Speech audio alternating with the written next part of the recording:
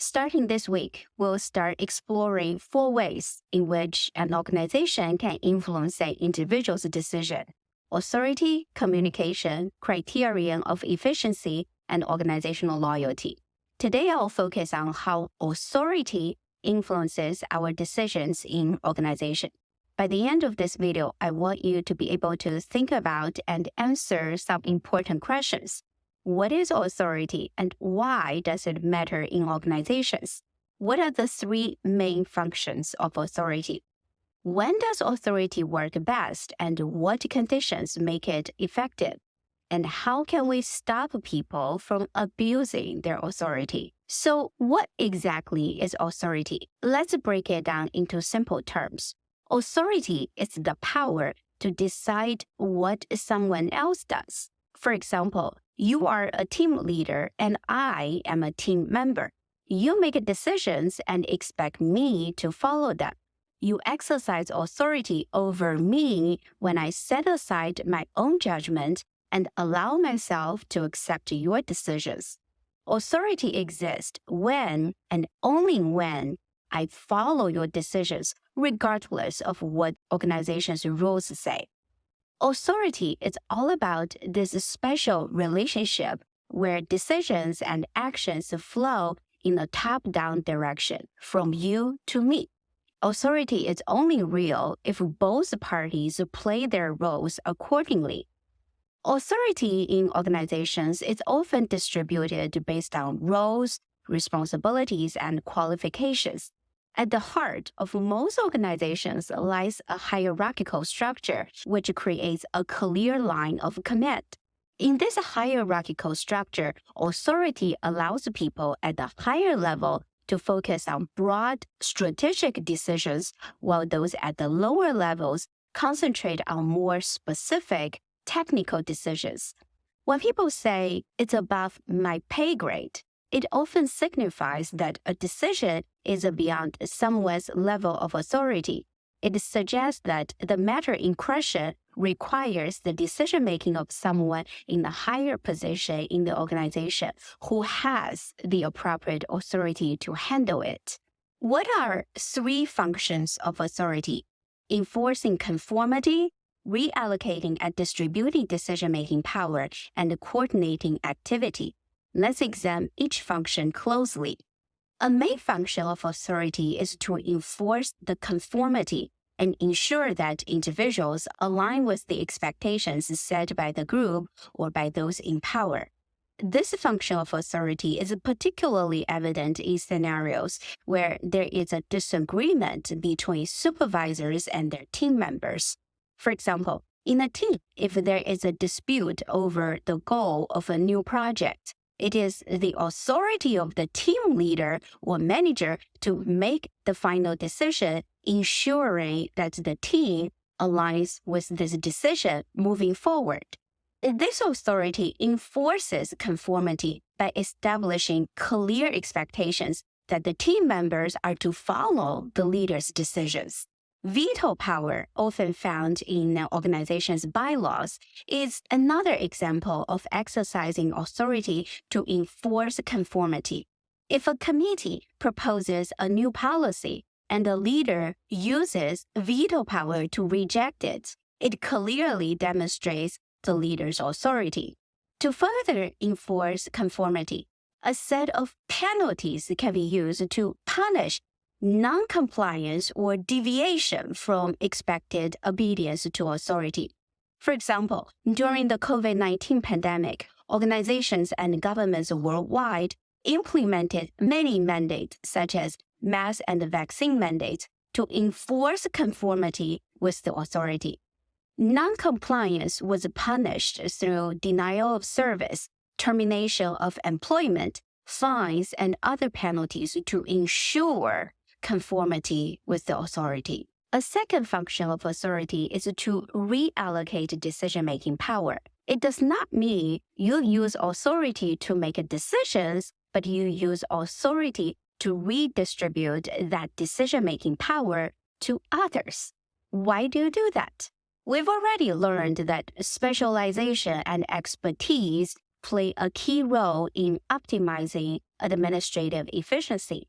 A key task for people in authority is to position experts with the right knowledge and skills in the formal hierarchy where their expertise and decisions are readily accepted and integrated by others in the organization.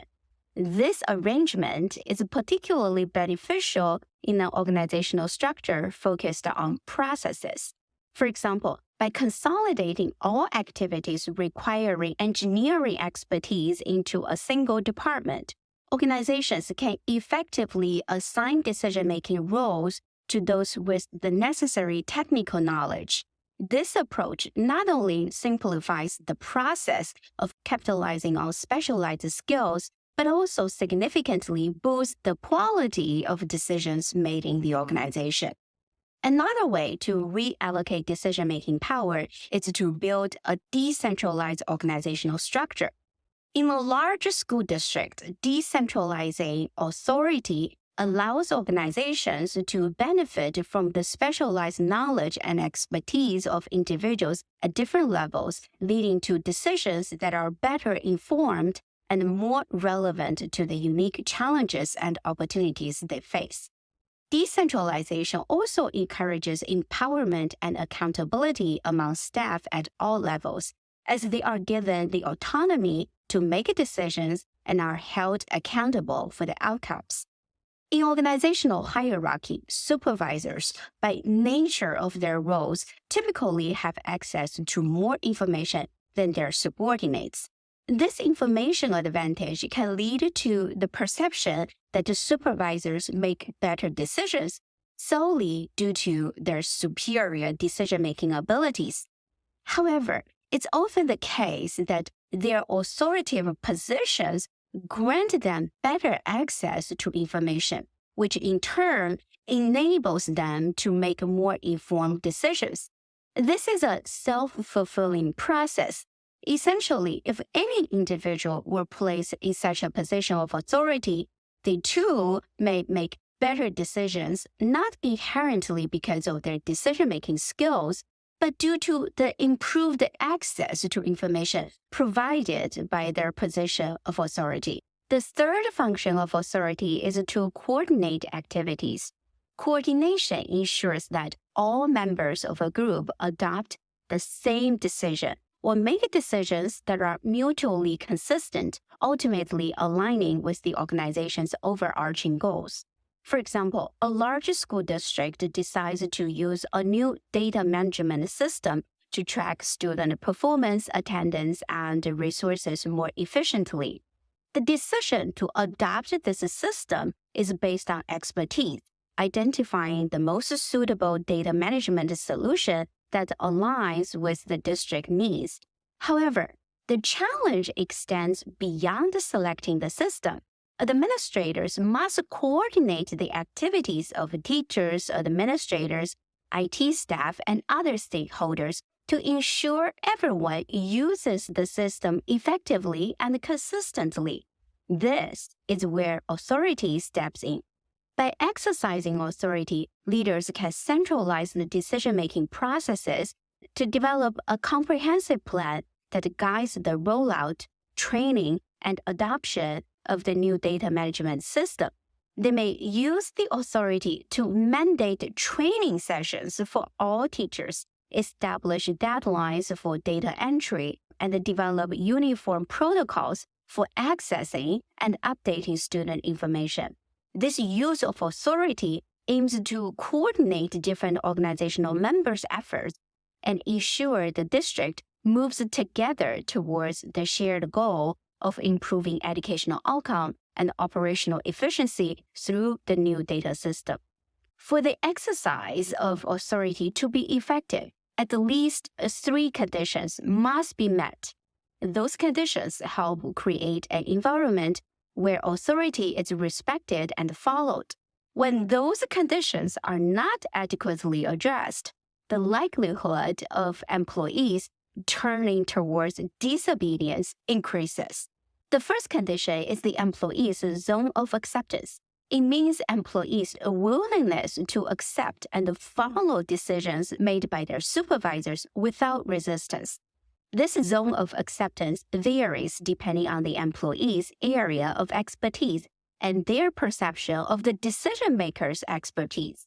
For example, a teacher with rich knowledge in pedagogy may show resistance to decisions about classroom instruction from someone in a position of authority who lacks teaching experience. On the other hand, the same teacher may display a broader zone of acceptance for decisions made by legal counsel due to her limited expertise in legal matters. The second condition is a strong punishment and reward systems. Effective authority also relies on clear and meaningful incentives and consequences. The dynamics of those systems can vary significantly across different types of organizations, with volunteer organizations and the military representing two ends of the spectrum. In a volunteer organization where participants are not motivated by financial compensation, the reward system focuses on recognition, personal fulfillment, and the opportunity to advance the cause they are passionate about.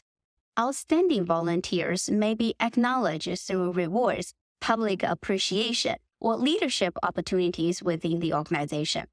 The military, on the other hand, operates under a very structured authority system with clearly defined ranks and roles. Rewards for compliance and excellence can include promotions, medals, additional privileges, and formal recognition. Punishment for disobedience or failure to meet standards are also well defined, ranging from demotions and loss of privileges to more severe legal penalties under military law. This clear and strict system of rewards and punishment is designed to maintain discipline and order, which are critical to the functioning of military organizations. The third condition for authority to be effective is employees' indifference to which alternative is selected. Authority is more readily accepted and effective when the individuals subject to the authority are indifferent to the outcomes of the decisions being made. This is often the case in situations where employees do not have a personal stake in the decisions or its outcomes, and therefore they're more willing to comply with the decision. For example, your organization is deciding on a new supplier for office stationery. The decision involved selecting between several suppliers who offer comparable quality and pricing. For most employees, who the supplier is may have little impact on their daily work life as long as the supplies meet basic quality standards and are readily available. In this case, employees are generally indifferent to the outcomes of the decision because it does not directly influence their job responsibilities, personal goals, or work environment in a significant way. Given this indifference, authority is more readily accepted. While administration makes a decision on the supplier, even if some employees may have a slight preference based on past experiences or minor conveniences, their lack of a strong personal stake in the decision means they are more likely to accept the authority's choice without resistance. One aspect not extensively covered by Simon in his book Administrative Behavior is the mechanisms in place to prevent the abuse of authority. Considering authority grants the power to dictate others' actions, with supervisors ultimately having the final say, the question arises, what safeguards exist to deter people in position of power from exploiting and abusing their authority? What do you think? Feel free to leave your comments below. Thanks for watching. I'll see you next time.